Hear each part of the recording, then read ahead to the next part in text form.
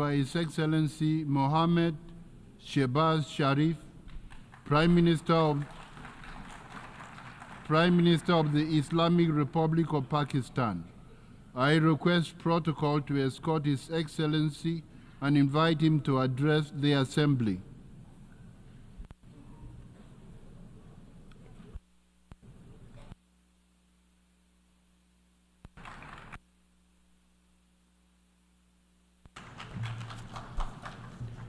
Bismillahirrahmanirrahim.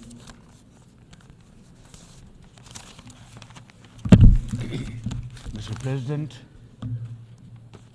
heads of state and government, excellencies, delegates, ladies and gentlemen, Assalamu alaikum wa rahmatullahi wa barakatuh, and a very good morning. Qala ya abati inni raitu And he said, "Oh, my father, I have seen 11 planets and the sun and moon bowing to me." He said, "Oh, son, do not tell your story to your brothers. They will devise a scheme for you. The devil is the enemy of humans." Honor for me to address the United Nations General Assembly for the second time as the Prime Minister of a country that has always been a proactive member of the UN Assembly. I would like to congratulate you and wish you all the success, Mr. President, on your election as the President of the 79th session of the UN General Assembly.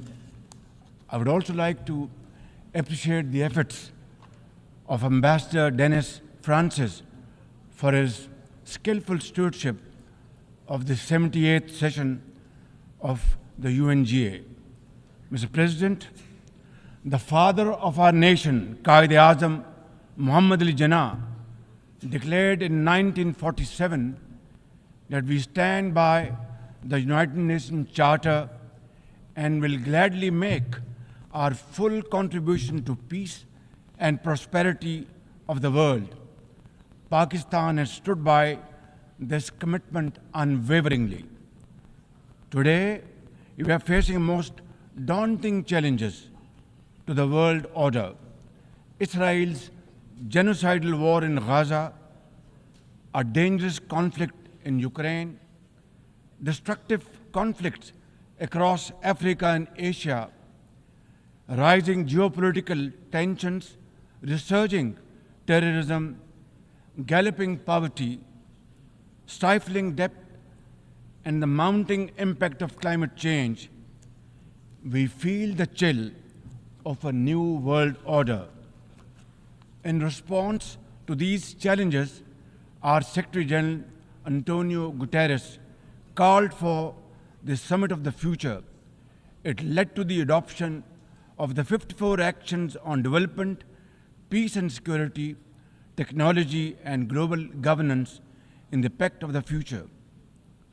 Mr. President, today I stand before you to express the searing pain and anguish of the people of Pakistan at the plight of the people of Gaza. Our heart bleeds as we witness the tragedy unfolding in the Holy Land, a tragedy that shakes the very conscience of humanity and the foundation of this institution. Mr. President, can we, as human beings, remain silent while children lie buried under the rubble of their shattered homes? Can we turn a blind eye to mothers cradling the lifeless bodies of the children? This is not just a conflict, this is systematic slaughter of innocent people of Palestine.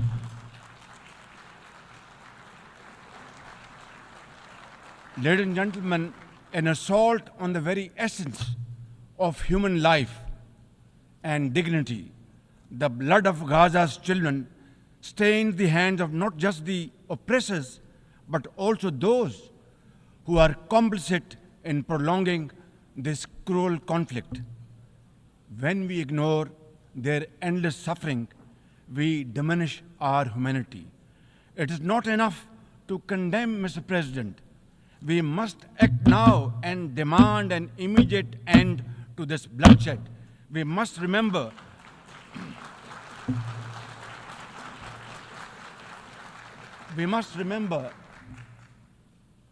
that the blood and sacrifice of the innocent Palestinians will never go waste.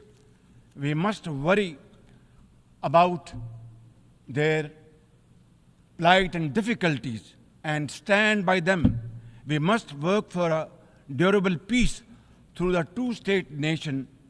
We must seek a viable, secure, contiguous, and sovereign state of Palestine based on the pre-1967 borders with Al-Quds al-Sharif as its eternal capital, and to advance the goals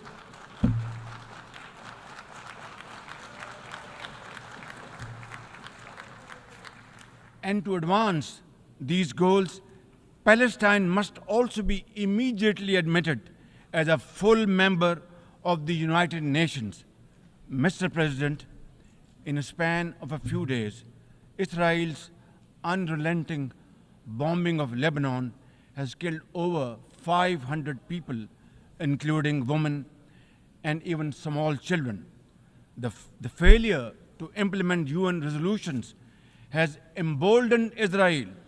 It threatens to drag the entire Middle East into a war whose consequences could be very grave and beyond imagination. Similarly, like the people of Palestine, the people of Jammu and Kashmir too have struggled for a century for their freedom and right to self-determination. Instead of moving towards peace, India has resiled from its commitments to implement the Security Council resolutions on Jammu and Kashmir. These resolutions mandate a plebiscite to enable the people of Jammu and Kashmir to exercise their fundamental right to self-determination. Ladies and gentlemen, since the 5th of August 2019, India has initiated unilateral illegal steps to impose what its leaders ominously call a final solution for Jammu and Kashmir. Day in and day out, 900,000 Indian troops terrorized the people of occupied Jammu and Kashmir with draconian measures including prolonged curfews, extrajudicial killings, and the abduction of thousands of young Kashmiris. At the same time, in a classic settler colonial project, India is seizing Kashmiri lands and properties and settling outsiders into occupied Jammu and Kashmir in their nefarious design to transform the Muslim majority into a minority. This hackneyed tactic is employed by all occupying powers, but it has always failed. In Jammu and Kashmir too, it shall fail by the grace of God. Ladies and gentlemen,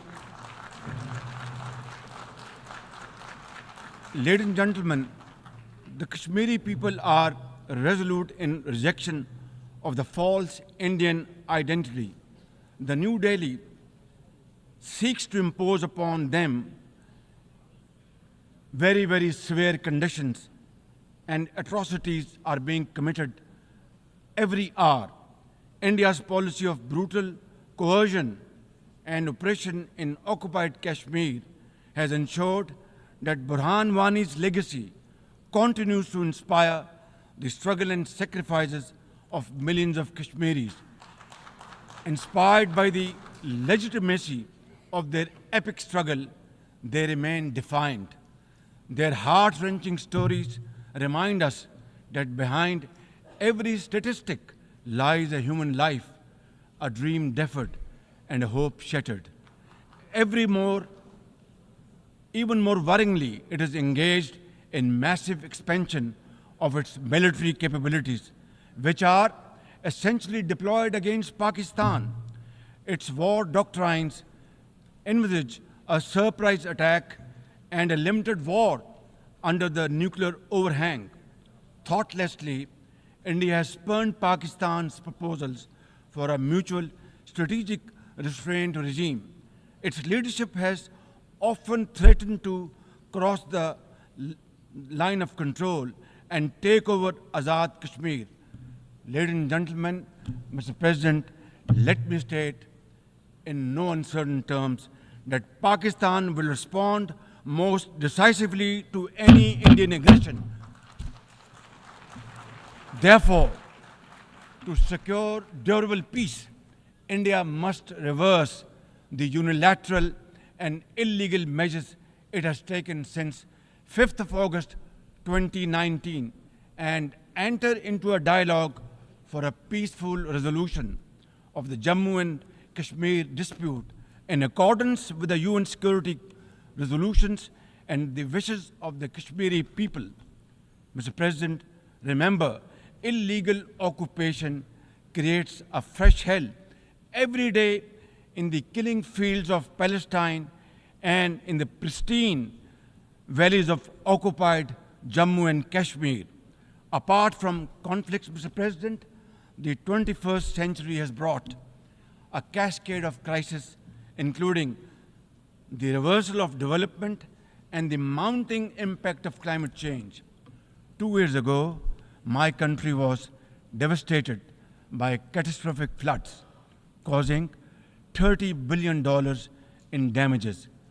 It is now clear that each summer will bring blistering temperatures and trigger fresh climate impacts.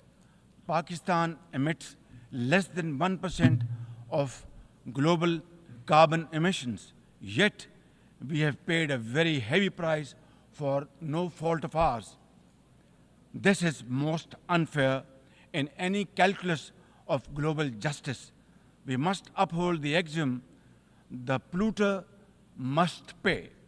Ladies and gentlemen, Pakistan looks forward to fulfillment of commitments made by our development partners to support the achievements of the SDGs and climate goals, including a new annual goal beyond $100 billion in climate finance. Mr. President, with nearly 100 developing countries trapped in the vicious cycle of debt and liquidity crisis, which I always call a death trap rather than debt trap, achieving the SDGs in these circumstances remain a distant mirage. The international financial architecture, which the Secretary General has described as morally bankrupt, and the world trade and technology regimes must be reformed and aligned to promote development and global equity.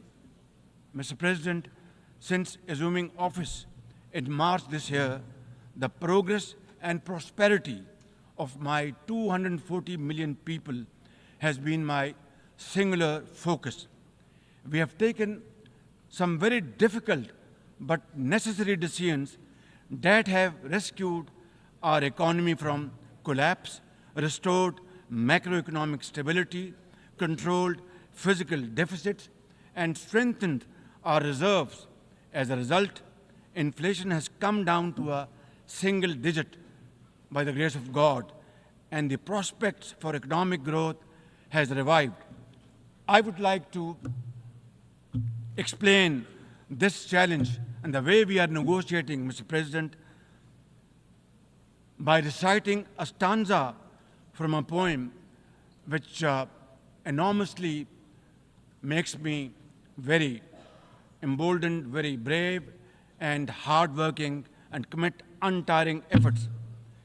And this stanza is a befitting example of hard work and, of course, facing challenges and then pave the way for success stories. And stanza is, when things go wrong, as they sometimes will, when things go wrong, as they sometimes will, when the road you are trudging is all uphill, when things go wrong, as they sometimes will, when the road you are trudging seems all uphill, when the credits are low and debts are high. When the credits are low and debts are high, when you want to smile, but you have to sigh. When you want to smile, you have to sigh. When care, read health. When care is pressing you down a bit, when care or health is pressing you down a bit, rest if you must, but don't you quit.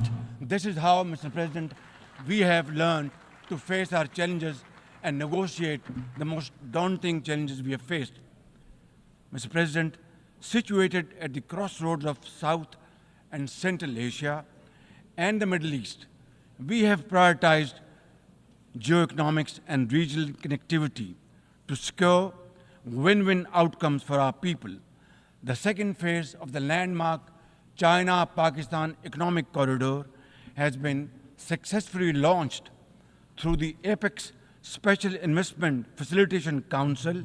We are mobilizing investments in resilient infrastructure, renewable energy, minerals, sustainable agriculture, and technology. This will herald a new era of development and modernization in my beloved country. Ladies and gentlemen, for 2 decades, Pakistan has fought terrorism boldly and most successfully, defeating terrorist groups within Pakistan. We have paid a very heavy price. 80,000 of our brave soldiers and civilians have been martyred, including innocent school-going children. And the gory memories of APS school carnage haunt us till date. Our economy has suffered a loss of $150 billion.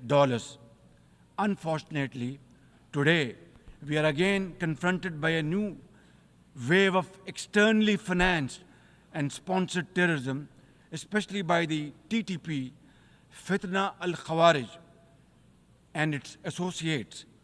Ladies and gentlemen, make no mistake, inshallah, by the grace of God, we are determined to eliminate this threat as well through our comprehensive national effort by the name of Azm-e-Istehkam, meaning resolve to promote peace and stability.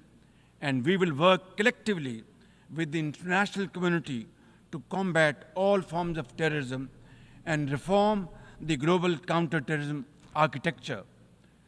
Mr. President, Pakistan seeks the earliest possible normalization of the situation in Afghanistan. We join the UN's appeal for $3 billion in humanitarian assistance to the millions of suffering Afghan brothers and sisters. At the same time, we endorse and share the international expectations that the Afghan interim government would respect human rights, including the rights of women and girls, and promote political inclusion. In particular, the interim government must take effective action to neutralize all terrorist groups within Afghanistan, especially those responsible for cross-border terrorism against neighboring countries.